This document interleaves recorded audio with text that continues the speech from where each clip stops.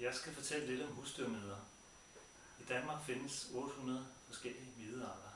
Her er ca. 80% husdyrmider.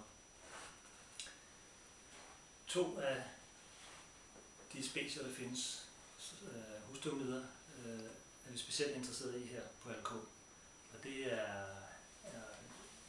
Dermatophagoides theonosinus, også kaldet den europæiske mide, og det er Dermatophagoides farinae, som vi kalder den amerikanske mide. En husdyrmide er som fuldvoksen ca. 0,4 mm, og den kan ses med det blotte øje på den rette baggrund. Dens livscyklus ser således ud, at den starter som et æg. Så klækkes der en 6-benet larve, hvorefter den udvikles til en 8-benet voksen mide. Miderne er i familie med edderkopper.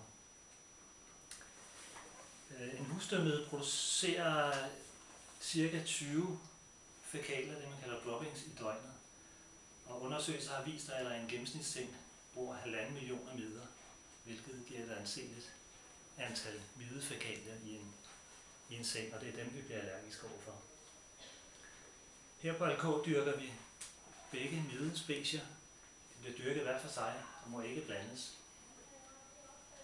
Når vi dyrker miderne, så skal vi være sikre på, at midekulturen er rene, så at specierne ikke bliver blandet sammen. Og det gør vi ved at lave det, vi kalder en ID på dem. Så kigger vi på dem i mikroskop og kigger på de små forskelligheder, der er på midespecierne. Og det kan være kønsdelene. Og når man ser, hvor lille mide er, så kan man forestille sig, at det kræver et rigtig godt mikroskop at identificere midearterne og kunne se disse forskelle på benene og kønsdele osv. Som sagt, så dyrker vi mider her på ALK, og det foregår i noget medie, som ses her. Det er sådan nogle grove pellets, som de godt kan lide at kravle rundt i. Der er god luft, de kan komme rundt, og de dyrkes ved en høj luftfugtighed, ca. 75% luftfugtighed, og en temperatur på mellem 25 og 30 grader, som er der, de har det bedst. I sådan en kultur her tilsætter vi ca. 50.000 mider. Dem tager vi fra en gammel kultur og sætter over i her. Efter 5 uger vil kulturen være ændret, som man kan se.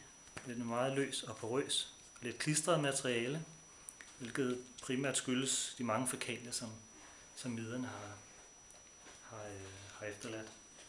Og her er der 5-10 millioner.